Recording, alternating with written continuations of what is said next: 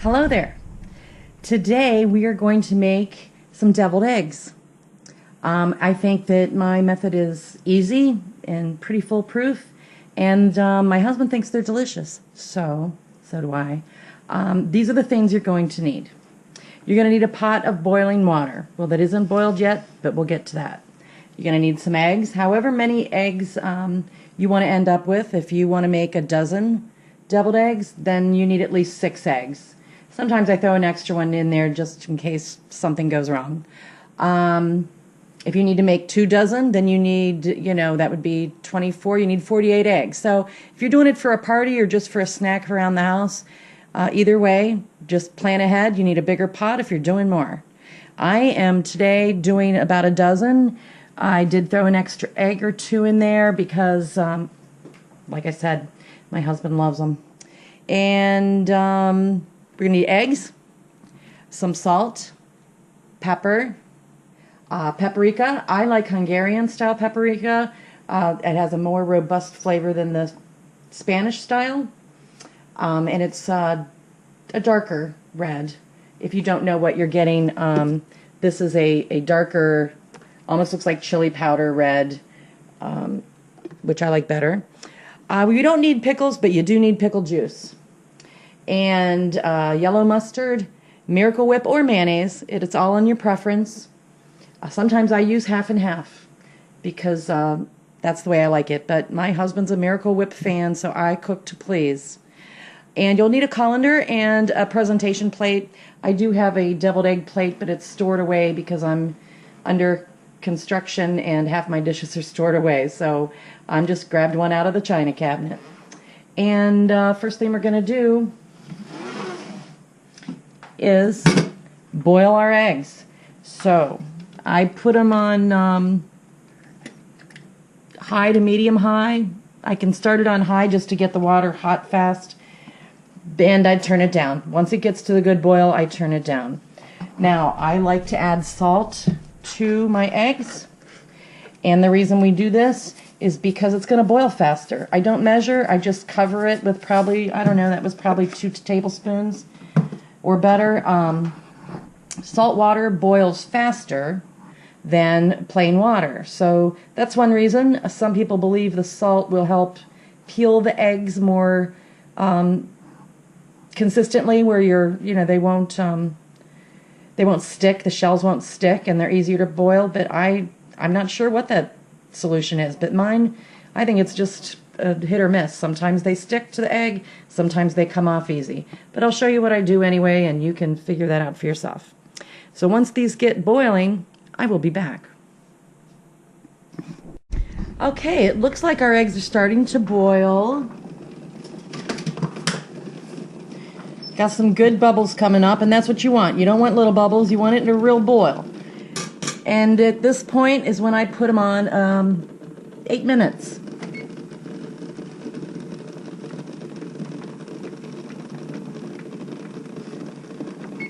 Now, if you overcook your eggs, and I'm saying you boil them for 10, 12 minutes or more, you're going to get a green circle around the yolk. They're still edible. They're just going to be drier, and that's just one sign that, hey, I next time I need to cook these a couple minutes less. It's hard though, because you cook them too little, and then your yolk isn't cooked all the way through. And we want it cooked all the way through. We just don't want it to be too dry. I think it's harder to crumble when you make your sauce. But you'll find out when we're done.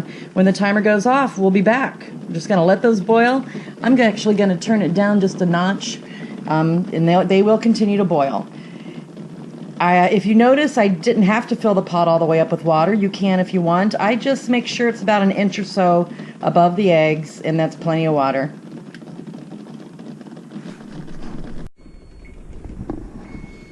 Okay, looks like our 8 minutes are up. And we're going to drain our eggs now. Turn off the heat.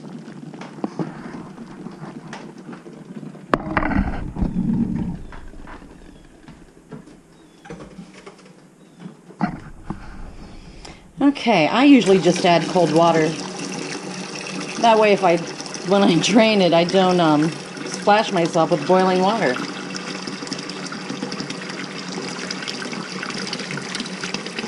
And it cools them down a little bit as we go. Now there's two ways to get ready. You can't peel these eggs right away because they are boiling hot. So you gotta let them cool down.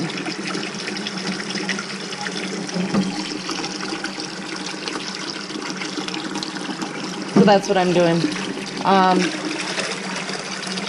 I was taught a trick by a friend who's a chef, and one of those cracked in there. That's okay. It's cooked well. Water isn't going to hurt it.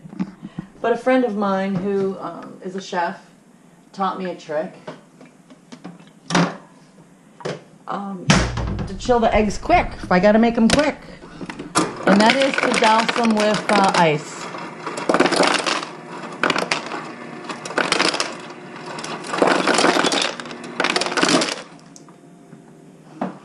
Put a little water in there, add some ice.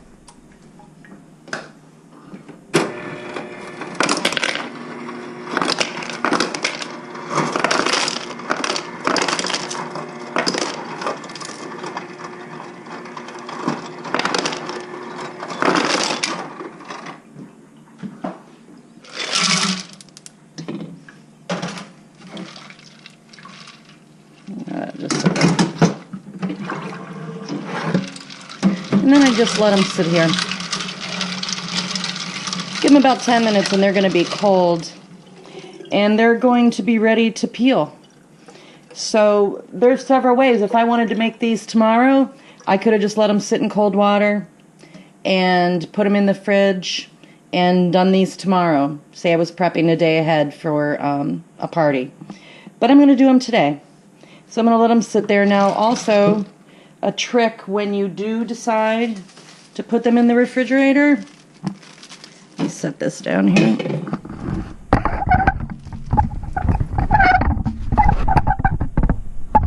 When and if you do decide to put them in the refrigerator, another trick I was taught was get a baggie, whether it be a little one or a big one. It depends on how many eggs you're going to put in there.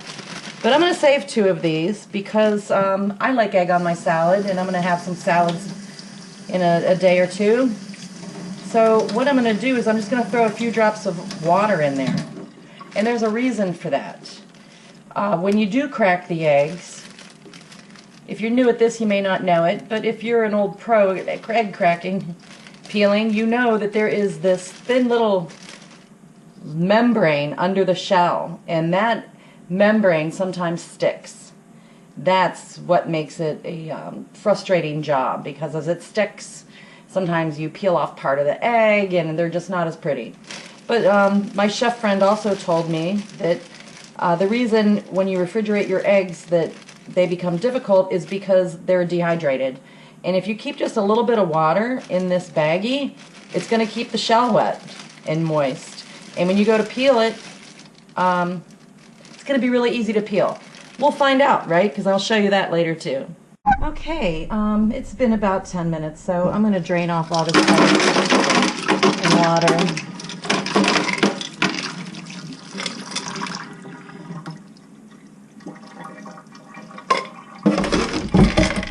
And I hope you can see that. I'm going to start peeling the eggs. Just bang them around the side, get some cracks going. I usually just get the cracks going with my fingers. Some people roll it a little. It's whatever feels right. You'll figure out your way after you've done a couple. And then just start peeling them.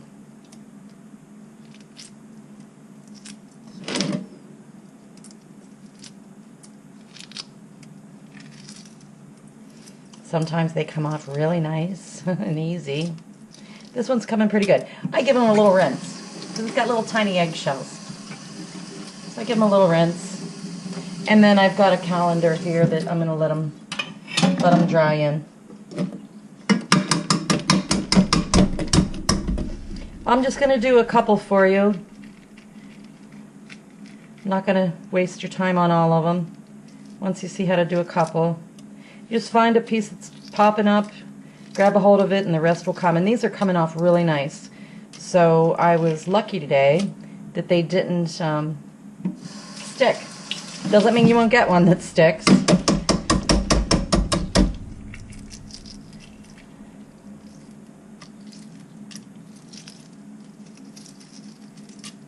This one's coming off really nice.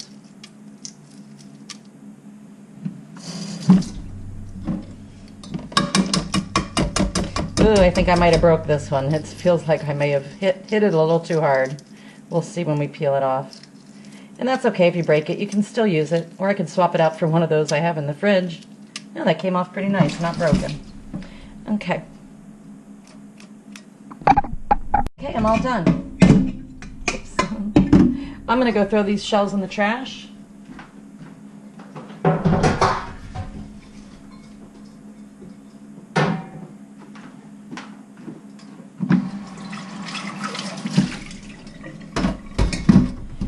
Okay, so they're still a little damp.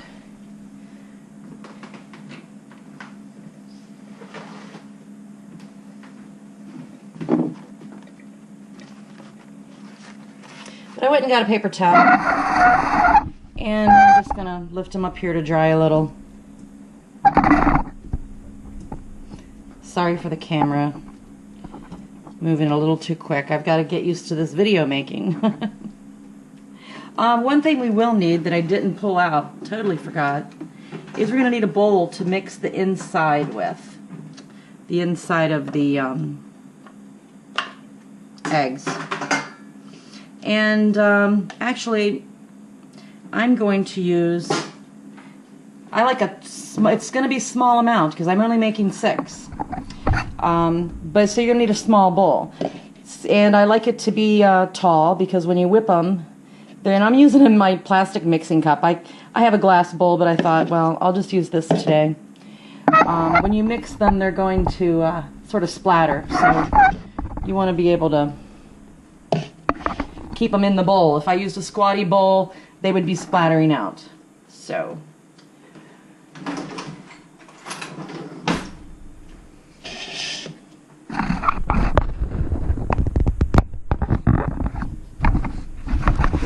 going to adjust this camera. I'm not really that good at it. It needs to be a little taller, I think. So I'm going to separate the eggs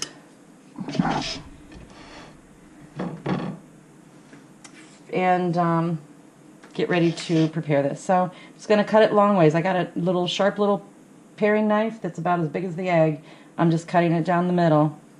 Be careful not to slice your hand. And you see how nice those turned out? No yellow, no green around the edge. The middle looks, it's cooked, but it's not raw. Could have cooked maybe another 30 seconds to a minute, but that'll be fine. Just pop it out. Turn it upside down and push on the back side and pop it out. I am going to raise you up just a little bit more.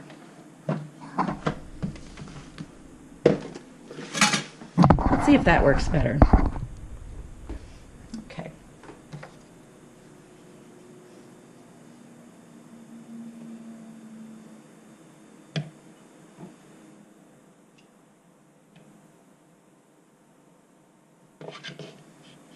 Whoops. They are slippery.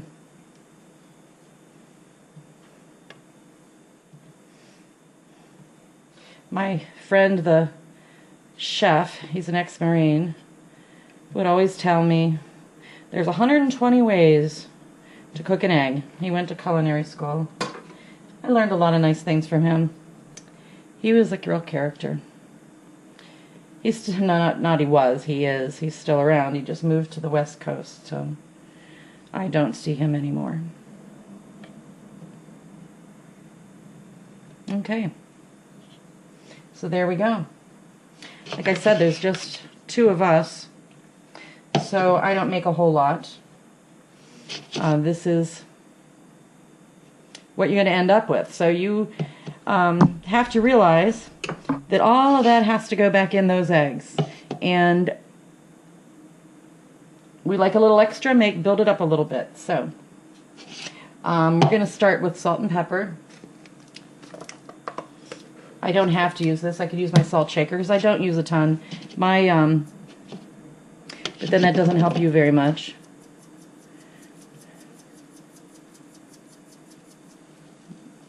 Yeah, it's probably about 20 shakes, maybe. It all depends on how fast your salt paper shaker works. Mine doesn't work that fast. And then pepper, we want to sprinkle it with pepper. I'm rather a plain cook. I can always add more salt and pepper, so I never overdo it. Oh, I have, and that's when I've learned to underdo it. And this is paprika. And paprika gives it a little zing. And I just pepper that a little with it. Like I said, you can always add more. Now the rest, I'm going to wait just a little bit. I think I might add the pickle juice. Yeah, and that's another thing. I start light with the pickle juice. That's maybe a teaspoon or more. I start light. I can always add more. And it just gives me a certain flavor that I like. Some people don't add pickle juice, but I do. Some people add relish, but it's hard when you add relish and you pipe it out, because I pipe mine out. You don't have to. You can use a spoon. When I pipe mine out, it's they get stuck sometimes in the piping thing. But I'm going to show you a really easy. If you don't have a cake decorating thing, you know, and the nozzles, I'm going to show you a really easy way that I do it. So first I'm just going to break this up with my mixer on low, because they are going to fly.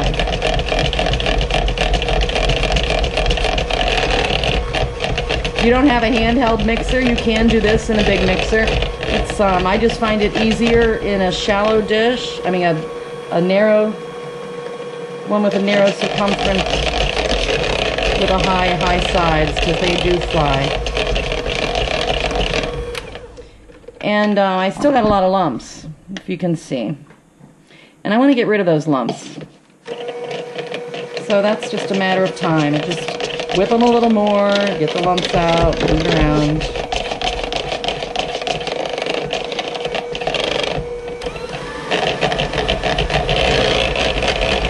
Don't go on high right away, because like I said, they will pop right out of the container.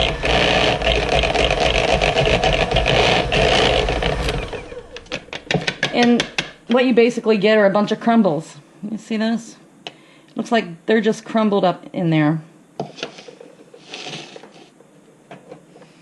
But now they're going to whip a little bit better when I give them some moisture. I'm not a big measuring person. Mine is, I always go a little light and I can add extra. But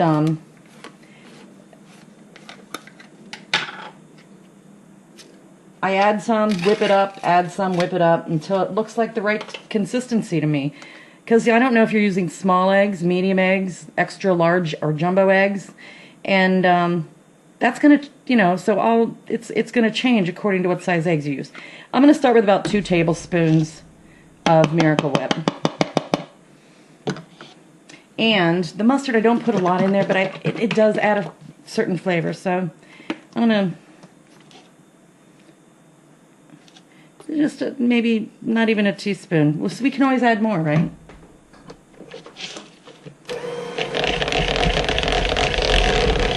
Now this is going to add them, and it's very thick, so I know I need to add more, but I just started with the mixing. You can see that's very thick. And we want it to be a lot whippier and runnier than that. So I'm going to add just about what I started with. There's 1 tablespoon, 2 tablespoons, and just a couple drops of mustard.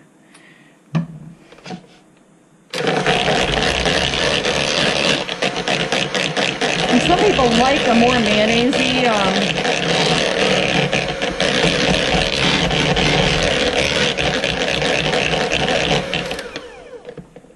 some people like their eggs more mayonnaise-y, you know. Plus it gives you a little bit more filling. So I'm going to add, even without tasting it, I'm going to add a couple more drops of pickle juice and 1 more spoonful of mayonnaise. And this is where it gets tricky. When it's starting to get fluffy, that's when you really don't want to add too much, because you can't take it out once it's in there.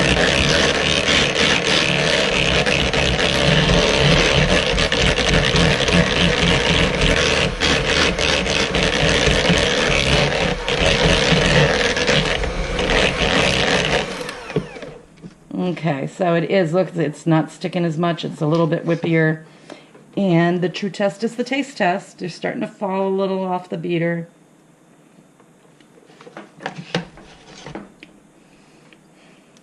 Not bad at all. I'm going to add just a tad bit more salt, a couple shakes, more pepper. And I'll tell you why. You couldn't see the pepper or anything in there. And I'm going to add just a little bit more paprika. My rule of thumb is when it's all said and done, you should be able to see a speck of pepper and maybe a little grain of paprika every once in a while. And this is nice and whooped. Now, my eggs were not iced refrigerator cold either. They were a little chilled, less than room temperature. If you do room temperature versus refrigerator cold, your consistency is going to be different. Okay, we're going to stop now. And you see how nice that is. It still doesn't fall, but it's, I think I'm going to stop right there. And I don't like to waste any of this because, believe me, as you're filling the eggs, if you use too much, then you've got an egg without filling. So I try and really ration it. So I'm going to get a little scraper and get it all scraped down. And I have to fill that into all those eggs.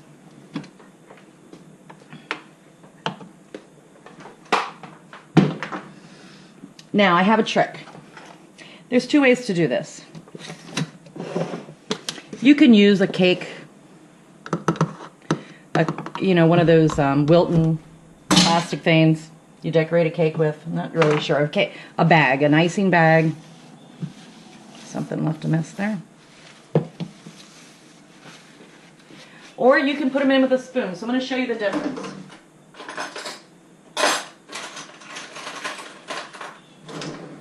Got this itty bitty little spoon here. It's actually a baby spoon. But if I use a big spoon, it's not going to work right. So you can get an itty bitty little spoon and just put a spoonful in there and whip it around. Whoops, and voila. You can do it that way if you want. I have a different way, a cheat way.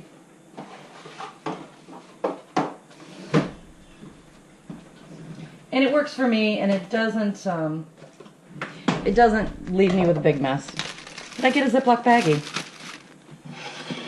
Okay, and I get like a cup. And put the Ziploc baggie around the cup. One of the corners I have pointed down there because I'm going to nip that corner and use it like a piping bag.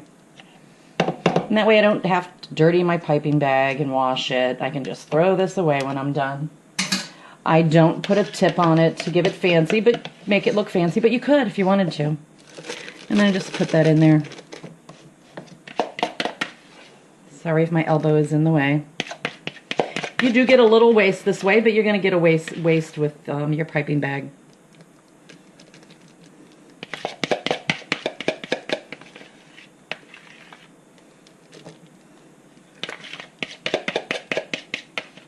I'm just scraping my bowl really well. I should have got a flexible scraper because this one isn't doing what I want it to do.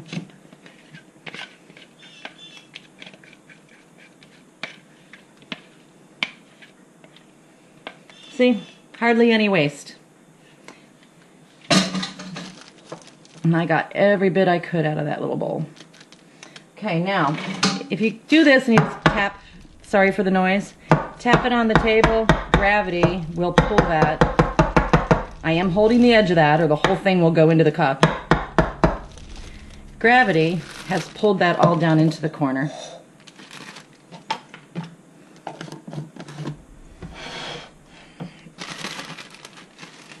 So I just gather it up in my hands,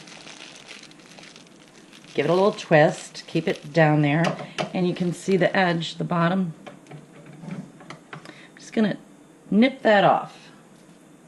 I just cut that edge off. And being gentle, I will just squeeze some in there. Now, I don't go too high because I don't want to waste it. I don't want to end up with an egg without any filling. Sometimes you got to beat it down a little. Just lightly squeeze it out. I'd rather have some left in my bag than empty my bag before I get them all done.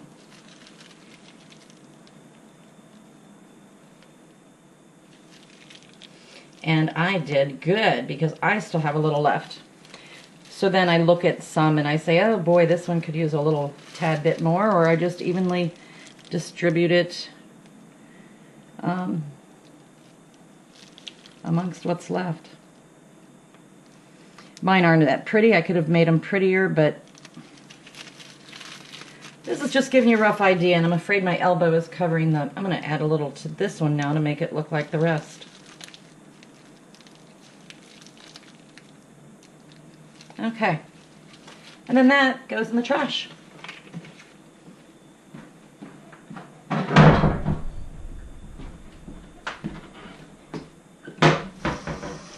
Now, if you have a deviled egg plate, it's usually just a round plate with little indentations and excuse me. Looks a lot nicer, but like I said, mine's stored away. So what I do what you could put some doilies under there if you have some. You could divide this onto a couple small plates and place one at each end of the table, which is nice because then people don't have to pass it. It makes a nice appetizer. If you're having some guests over to watch the game or a wedding shower or anything like that, everybody likes deviled eggs. But what I do is a finishing touch to make them look a little bit prettier. And I get my paprika and I very lightly dust them. Very lightly. I get the paprika close. I don't know if you can see this. And when it starts coming out, I just wiggle it around. You see that little dusting there?